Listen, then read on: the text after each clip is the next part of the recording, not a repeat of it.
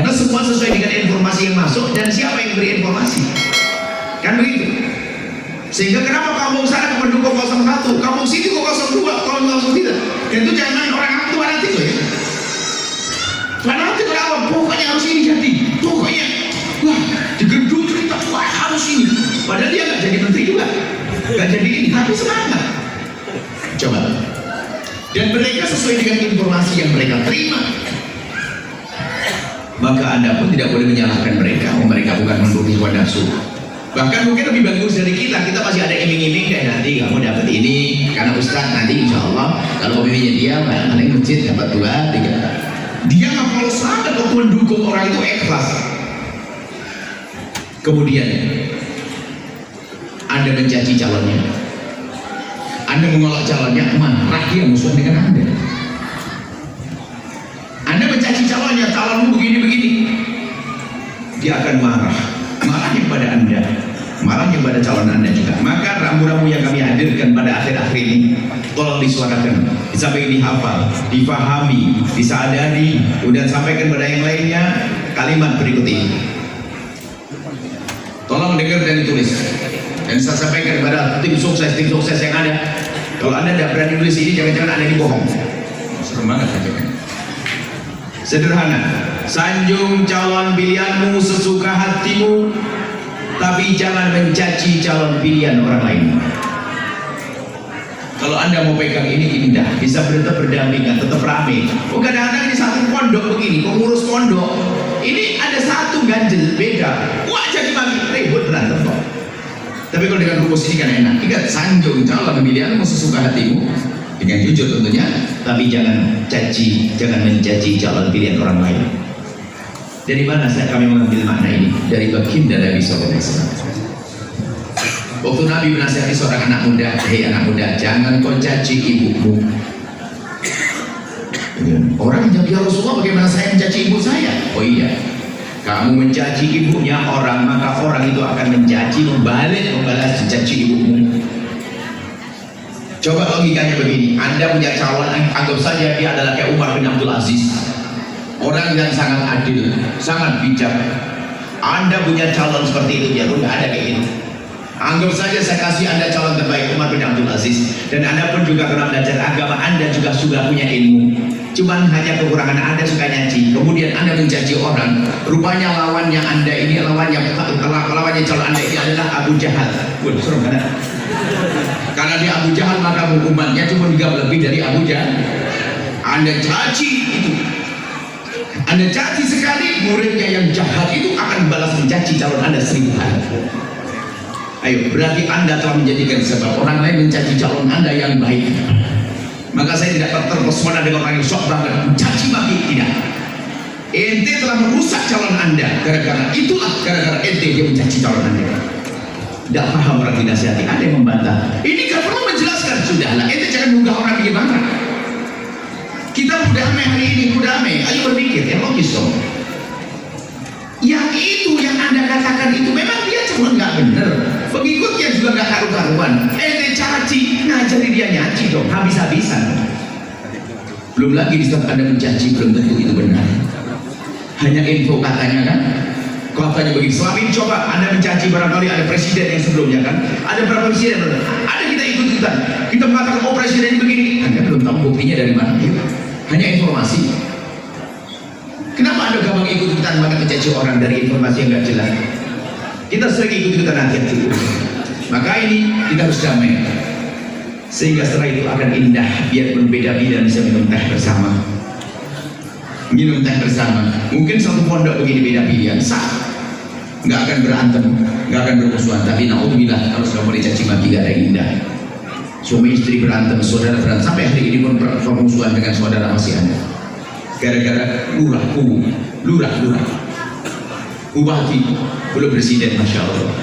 Kita pengennya, insya Allah ya, tolong kita harus indah, dan itu semua adalah untuk tidak biasa mencaci. Maka kalau Anda sudah tidak biasa mencaci, tidak biasa mencaci di mimbar besar, tidak biasa mencaci di kampung Anda, akhirnya Anda pun menjadi orang yang tidak biasa mencaci di rumah Anda. Yang terjadi adalah keindahan. Akan tapi kalau sudah biasa mencaci di tempat mimbar yang gede, sangat mudah mencaci di rumahnya yang sempit. Atau yang di rumahnya suka caci maki, kalau dia punya mimbar maka dia akan menjadi mencaci maki karena sudah menjadi karakter bagi dia. Maka pastikan untuk tidak mencaci. Tidak mencaci saja kadang menyakiti hati. Kami itu mulai dari ceramah dari masa ke masa. Kami menghindar dari mencaci orang, tapi ada yang tersakiti oleh lisan saya. Bagaimana kalau saya mencaci? Saya tidak mencaci, tidak bisa mencaci bukan gitu. Saya berusaha untuk tidak mencaci siapapun. Tapi pun demikian ada orang sakit hati dengan saya. Bagaimana kalau saya caci lagi?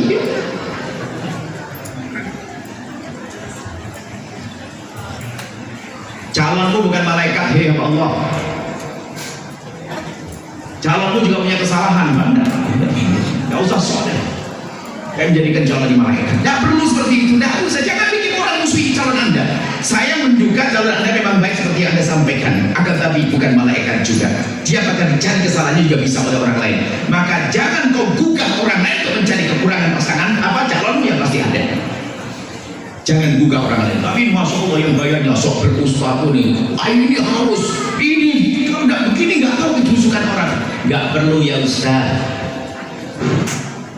Dia lebih cepat lagi bisa buat fitnah ya enggak? Bisa memfitnah, menjebak. Dia agar terlakukan kejahatan. Lalu selalu diekspos. Kan bisa jadi. Macam-macam. Na'udzubillah. Akan tapi tidak ada seindah menjauhkan diri dari cacian. Nabi mengatakan al-muslim man mu'min la syattam wala sabbab wala la'an. Orang muslim bukan biasa mencaci dan mengolok. Yang mengatasnamakan agama, yang mengatasnamakan kelompok terbaik, kalau Anda masih mencaci maki, Anda telah merusak kelompok Anda. Anda merusak calon Anda. Saya gemes dengan orang-orang itu. Wah, sok banget dia. Wah, nggak tahu mungkin bajunya lebih gede dari baju saya, jubahnya mungkin lebih gede dari jubah ini, imamannya lebih gede dari mana ini, tapi mulutnya tajam. Tidak begitu. Ketahuilah dakwah tidak semacam itu. Justru kami rindu bahasanya kalau Anda mengajukan calon yang benar dan baik dengan akhlak mulia Anda, mereka terpesona, sehingga apa? Oh, baik banget dia. Akhirnya pengen mendekat kepada Anda untuk mendekat kepada pimpinan Anda. Ini saja insya Allah ya. Ingat, jangan caci siapapun. Jangan. Sanjung calon pilihanmu sesuka hatimu, tapi jangan mencaci calon pilihan orang lain. Baik, ini saja. Semoga ini tahun damai buat kita semuanya. Yang nggak dengar silakan dengar. Pasti orang aneh. Masa tidak suka? Anda pun senang dengan begini kan? Anda senang kalau tidak dicaci sama orang. Baik, itu saja. Cukup? Ada tanya jawab? Tanya, bismillah. Silakan. 1-2 pertanyaan biar lebih dekat di antara kita. Baik, terima kasih atas tausiah malam hari ini. Baik, silakan kepada para jamaah 2 orang saja yang beruntung pada hari ini insyaallah. Baik, boleh coba di 2 ya, ada sama Pak yang di ujung pakai kopiah hijau. Oh baik, 1 bapak, 1 ibu ya, mohon izin. Oke, di sana ada 1 orang ya. Bismillahirrahmanirrahim. Assalamualaikum warahmatullahi wabarakatuh. Assalamualaikum. Saya Nasir. 1 pertanyaan Pak ya, mohon izin. Yang ingin saya tanyakan, kita sehari-hari tidak lepas dari dengan HP ini. Terkadang HP ini menjadikan maksiat, menjauh dari Allah, dan terkadang dengan HP ini menjadikan kita dekat dengan Allah. Nah, bagaimana sikap kita dengan HP ini agar senantiasa kita bisa istiqomah untuk menjaga agar tidak terjerumus dari hal-hal yang kita tidak inginkan. Contohnya, mungkin kita selalu membuka, terkadang ada aplikasi yang lewat. Nah, itu ada pandangan yang tidak yang menyenangkan, kita terpandang. Itu bagaimana Ustaz? Terkadang kita tak terasa, kita scroll, kita terbuai dengan apa yang kita pandang itu. Nah, untuk itu bagaimana kita mensikapi handphone tersebut? Terima kasih Ustaz. Baik, Masya Allah. Permasalahan bukan saja di handphone saja. Kalau sudah mental properti akan mencari. Apalagi sekarang dihantarkan ke handphone kita. Makanya kalau bicara teknologi ibaratnya begini, hari ini gini sederhana. Kalau sudah terjadi banjir, bukan waktunya Anda membuat bendungan. Tinggal membuat aliran-aliran air biar segera reda.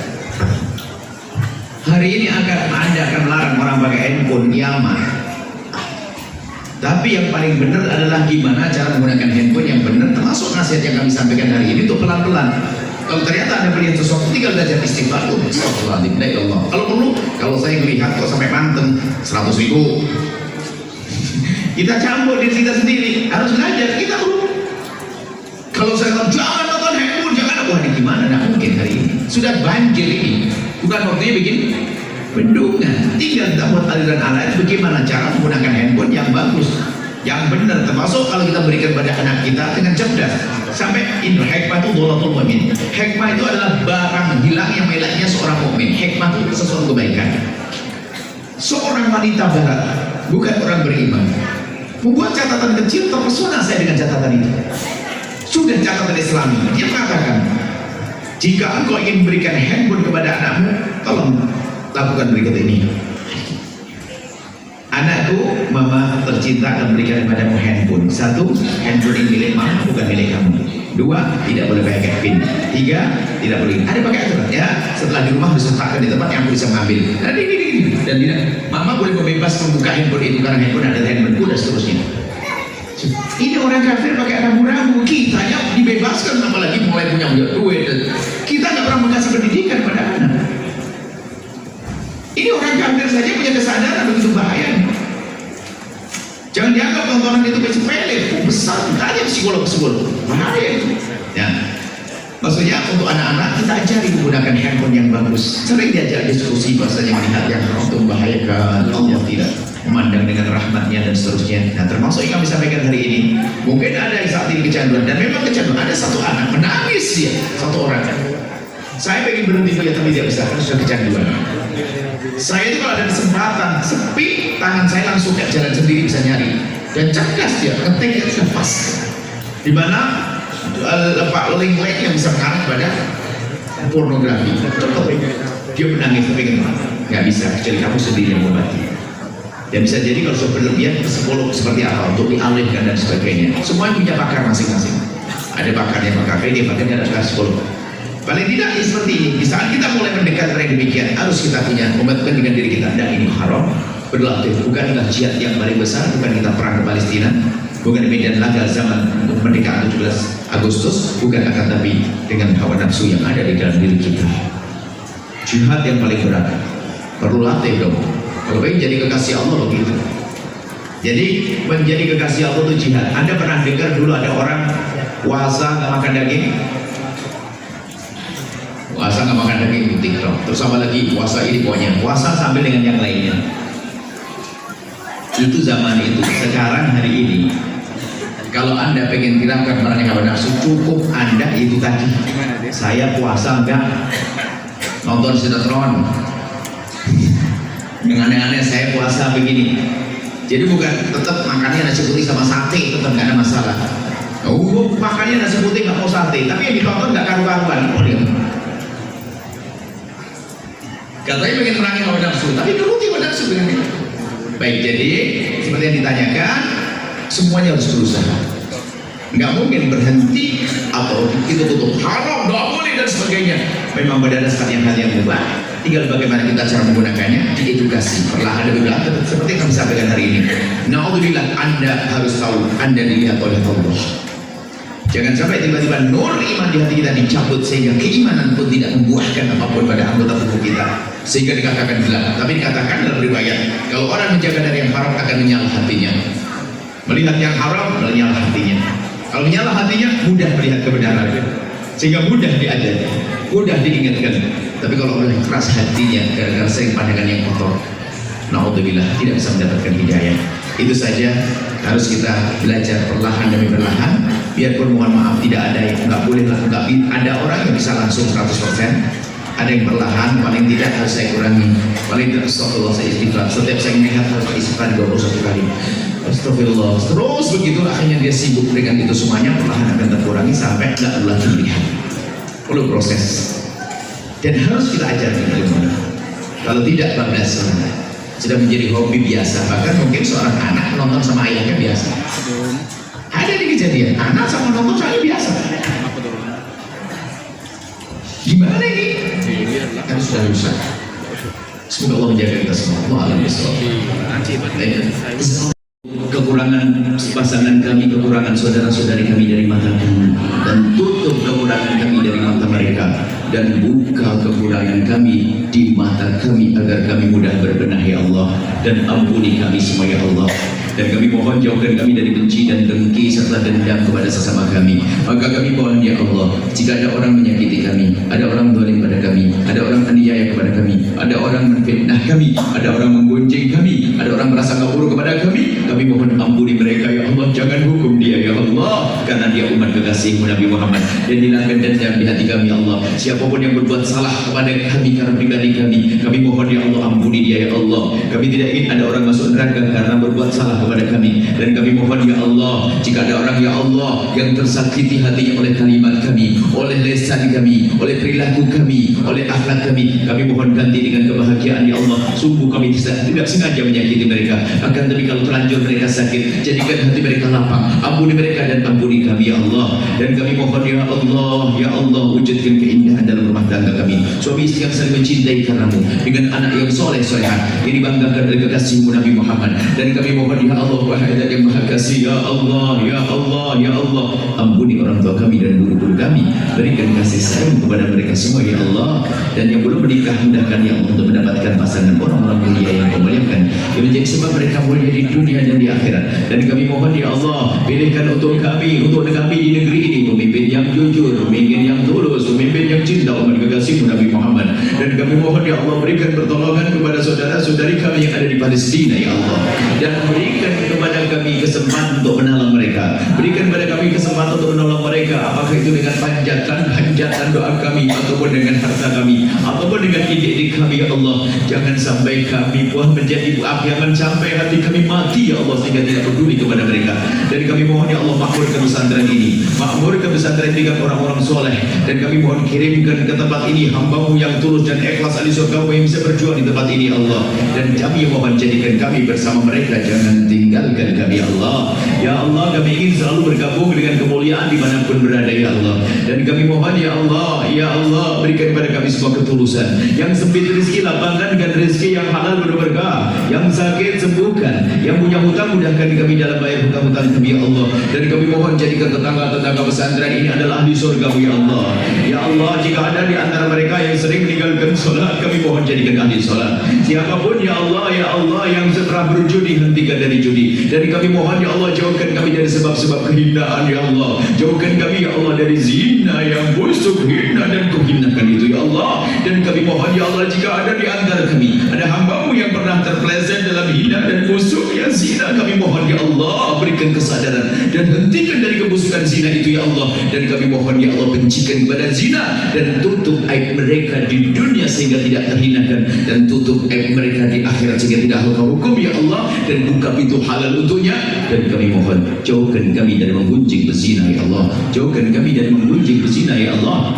Dan kami mohon ya Allah, jaga mata kami dari melihat yang haram, jaga mata kami dari melihat yang haram, jaga mata kami dari melihat yang haram ya Allah. Sungguh ya Allah, jika Engkau ingin menghancurkan mata kami karena yang kami lihat sudah sangat cukup ya Allah, teramat banyak keharaman yang kami lihat, maka kami mohon jangan hancurkan mata kami, ampuni mata kami dan jaga mata kami ya Allah. Jauhkan kami dari melihat yang haram ya Allah. Sungguh tidak ada seorang hamba yang bisa meninggalkan keharaman kecuali karena pertolongan-Mu, maka berikan pertolongan kepada kami. Jauhkan mata kami dari melihat yang haram, jauhkan kami melampiaskan dari syahwat, jauhkan kami dari melampiaskan syahwat dalam yang haram. Jauhkan ya Allah syahwat kami dari yang haram ya Allah, dan buka pintu halal untuk kami, dan cukupkan kami dengan yang halal dari-Mu hingga kami tidak peduli, tidak ingin kepada yang haram. Dan kami mohon ya Allah, panjangkan umur kami dalam ketaatan serta sehat walafiat. Dan kami mohon ya Ya Allah, jangan Kau jadikan ini pertemuan terakhir kami di dunia ini. Kami ingin masih bertemu dan bertemu dan bertemu di dunia hingga kelak di surga ya Allah bersama kekasih-Mu Nabi Muhammad. Ya Allah, panjangkan umur kami dan ketaatan serta sehat walafiat, dan berikan kepada kami semua husnul khatimah, mati dalam keadaan iman, dan kami mohon ya Allah, jadikanlah ucapan kami di akhir hayat kami kelaksan Kau tidak mencabut nyawa kami. Kami ingin saat itu ya Allah, hati dan lidah kami mampu mengucapkan kalimat agung dan mulia, la ilaha illallah sayyidina Muhammad Rasulullah, la ilaha illallah sayyidina Muhammad Rasulullah, la ilaha illallah sayyidina Muhammad Rasulullah sallallahu alaihi wasallam. Rabbana atina fid dunya hasanah wa fil akhirati hasanah wa qina adzabannar. Wa sallallahu alaihi sayyidina Muhammadin wa ala alihi wasallam. Alhamdulillahi rabbil alamin. Al-Fatihah.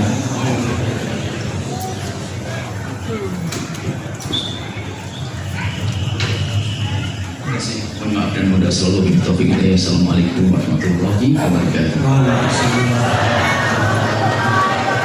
Dari para jemaah untuk tetap duduk tenang ya, untuk tetap duduk, karena insya Allah tadi masih ada yang akan diinfokan pada para jemaah sekalian.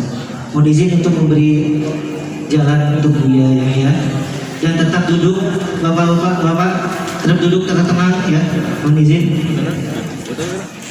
Tenang dulu. Ya.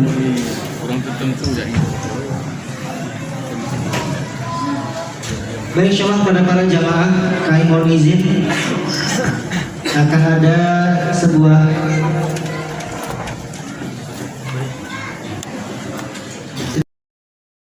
Assalamualaikum warahmatullahi wabarakatuh. Sallallahu Nabi Muhammad.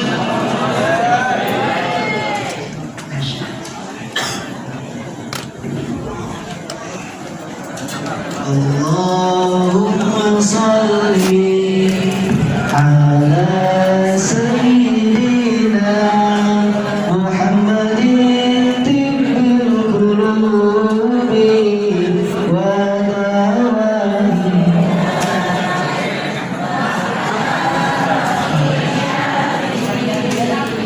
abadani wa shifaiha wa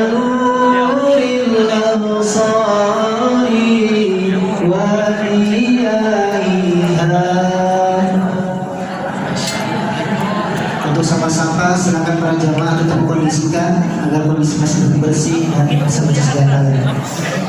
Allahumma sholli